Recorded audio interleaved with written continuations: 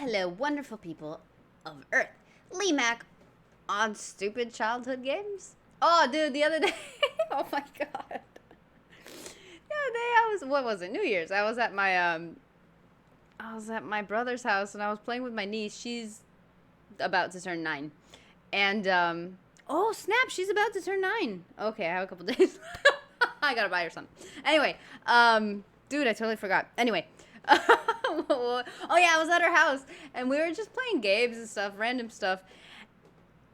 And all of a sudden she gets, you know, distracted easily. It runs in the family. And she gets bored easily and stuff. So she'll jump like from game to game or conversation to conversation. And at one moment I don't remember what we're playing or what we're doing, and she just kind of like turns to me and looks at me and like, "Hey, you want to play Squid Games?" I was like, "What?" Excuse me, no. Oh my god. What are you talking about, child? And I was like, "What?" She's like, "Yeah, you want to play Squid Games? We can totally play." I was like, "Oh my god." What have you been watching? What have they been letting you watch? And I asked her to explain it to me, and she's just like, she was looking like I was the crazy one, like, excuse me, you don't know what it is? And then her mom explained it to me. It was basically a video game where they had that red light, green light thing. But it was actually Squid Game themed. It was the little, like, dolly girl that would turn around. What was it? It's Pummel Party. It's one of the mini games. And the doll thing would, like, turn around. And if you were walking, they'd kill you. It was actually quite gruesome, but it was a video game. So I guess it was okay. It was weird, though. But the way she just turned around randomly and asked me that. Oh, anyway, live at the Apollo. Also, this is very short. I don't know what happened, if it's just a segment, or I kind of was trying to find, you know, the longer. I don't know. I found this. It's short, but whatevs. Let's do it. It's quite an educational book. You started reading the Bible recently. I think it's quite an educational book. You should give the kids the chance. It's too fast. Something about the Bible. Hold on. Okay.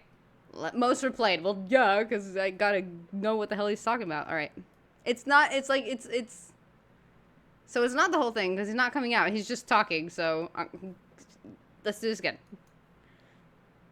Started reading the Bible recently. I think it's quite an educational book. You should give the kids the chance to make their own decisions. The Bible's a great book. It's got some old-fashioned language in it, though, hasn't it, the Bible? Some of the text. You know, the Noah story. It rained for 40 days and 40 nights. I think, well, people don't speak like that anymore, do they? You don't need to separate them. We'll understand. Just say 40 days. You don't need to speak like that. People don't speak like that anymore, do they? On a Friday night, you don't say to your mates, "Right, I'll see you in a few days and a few nights." What? It's just to make it more dramatic. If I said to you, "Look, I haven't slept for 40 days," all right, you'd rush me to hospital. If on the way I said, "Obviously, I've been sleeping at night," you'd beat the crap out of me.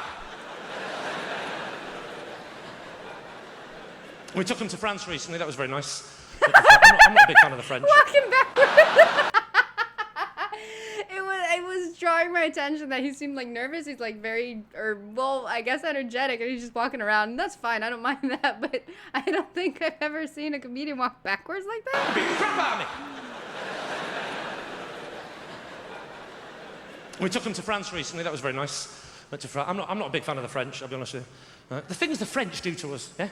They hate us, don't they? Writing C on the hot tap. C for cold, F for flipping hot, right? And they swap it around, I'm not an idiot. And they nick all our words, don't they? Like bananas. What do? Get rid of the letter B, call them ananas. Huh? And they're horrible. They taste like pineapples. Oh. All of that worked for Spanish as well. Is Spanish French? Oh my god. Do I know more than 2 languages? This is amazing. I didn't know that about ananas, and I didn't know that about, you know, the hot and cold things. Okay. It's nice when half the audience are laughing and the other half are just looking at it going, "Yeah, all right, Lee, you say how it is, bloody French and their pineapple tasting bloody bananas. I bloody hate them. You say how it bloody is." Because that's how they speak in London. And, I like the London accent. You know, the London accent that's, the more friendly it becomes, the more threatening it becomes.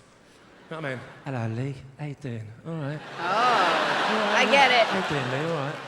How are you? I get it. How are you? You all right? Ah, good. That's all you need, innit? Your health. Yeah? Your health. How's your mum? She all right? That's all you need, innit? Your mum and your health. Yeah?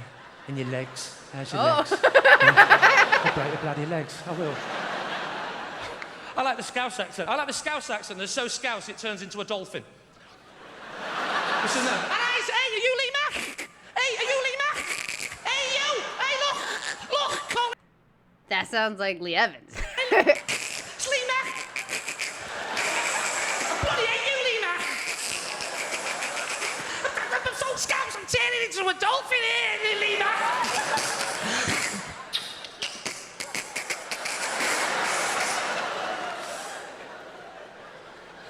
What is he on? Picky. But yeah, you see the Stop French, walking what they do is backwards! they've got this thing, haven't they? Everyone says about the French fancy food, don't they? Everyone goes on about French. I hate fancy food. People pretend to like fancy food, but they don't really like it. They just pretend. Caviar, grown inside a sturgeon. I would rather have the fish. Truffles, sniffed from the ground by an old sow. I would rather have the pig. Oysters, collected off the ocean bed by a half-naked Filipino boy.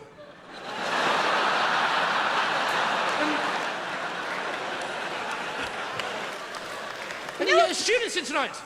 Wait, before you change the subject, sir, I have something to say. Another one of those. Well, it's not one of those, but I always thought it was really funny that polenta is like every time I hear it come up in a movie or a TV show, it's kind of like a fancy food, like posh.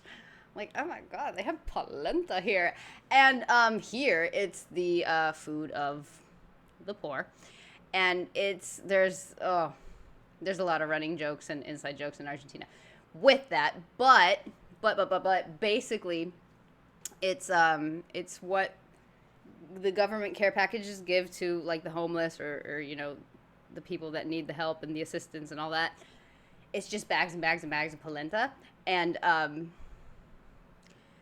there was even a time where they gave it to them in such it was so old and past its okay date, it was full of bugs, and the government just laughed about it and said, oh, we gave it to you guys with protein. Like, ugh. And it's funny how you guys have it as like a fancy food, and here it's that. And also, well, a lot of people that needed that and got polenta a lot. Basically the complaints were, dude being the government, dudes, if we eat any more polenta, we're gonna turn into the Simpsons. Like, it was that bad. But I always thought it's funny every time I hear it in a movie or a show. Like, oh my god, this polenta is amazing. I'm like, okay. Well, you guys can have it. We don't want it down here anymore. Jeez. Come on! Students, right? Any students in tonight? Come on! And where are you studying, madam? Pardon? Goldsmith. You see, it's good that you're getting an education. That's great, because I studied. I went to the University of Life. Oh. Do you know what I learned there? I learned about pain and sorrow.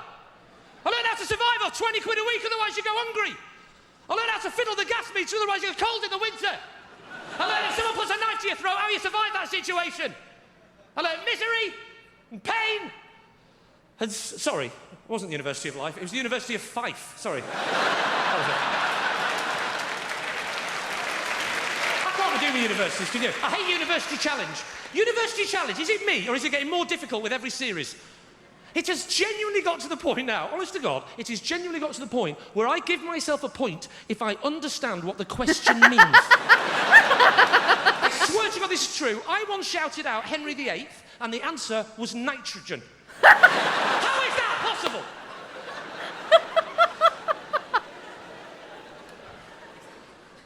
But it's great having the kids. They dominate the telly now. It doesn't matter what I want. They just dominate it anyway. You know, they decide what we watch. Because that's all they do all day is watch telly. They don't want to do the things we did when we were kids. We used to... He's walking around so much and so fast, and the poor camera guy has to follow him. It's making me dizzy, dude. Like, I can't watch in movies or TV shows when they do that stupid thing where they spin the camera around to make people... like, oh, this is dizzy, or when they time travel, or just any random scene where just that's part of it. Oh, I can't do that. And this is like making me seasick, dude. It's bad. Jesus. I think Lee Mack had a little too much caffeine. Because that's all they do all day is watch telly. They don't want to do the things we did when we were kids. We used to have energetic games. We used to go out, do things with our... I mean, who here used to play Knockdown Ginger? It was great, wasn't it? Driving around looking for the ginger kid. It's brilliant. Well, there's one. Get on the pavement. But they were simple, happy times. And I'm allowed to do that joke because my wife's ginger. And before you ask, yes, she's ginger upstairs and downstairs. Doesn't matter what room she goes in, she's bloody ginger, right? Oh, okay. Simple games, happy times, wasn't it? You know, musical statues, dressing up games. Or if we were really lucky, Dad would combine both. He'd dress me up as a little girl, put some calipers on my legs, give me a money box, and see how still I could stand outside the newsagents. My brother was down the road, dressed as a Labrador with a hole in his head. Simple, happy times! Oh. You remember how I said I wanted the whole set? That was weird. And I understood about half of it, so maybe it's better I didn't see the whole thing. I don't know. But, okay. Lots of screaming going on. Every time I see him doing stand-up, I remember that story he shared on the Graham Norton show where it was like his first win, and he was like a fluffer or whatever the hell you call the first people. The fluff pieces. And he was supposed to, you know, ask where people were from, and if somebody said they were from Kent, he'd be like, "What'd you call me?" And he just went straight out and said, "Is there anybody here from Kent?" "Hi, yeah, me." "Okay, you're a cunt." That always comes to mind. And the thing that comes to mind is that he got really drunk because he was nervous, and that's why that happened. So here, I'm thinking he took a couple of shots, or I don't know. There was something. Either caffeine or something was running through him. Oh, man. Anyway. Just... So, yeah, that's it for me. I'm off. This was weird. But hey, I embrace the weird and the chaotic, and it's fine and it's good. Whatevs. So yeah, it's over, so I'm out. Toodaloo.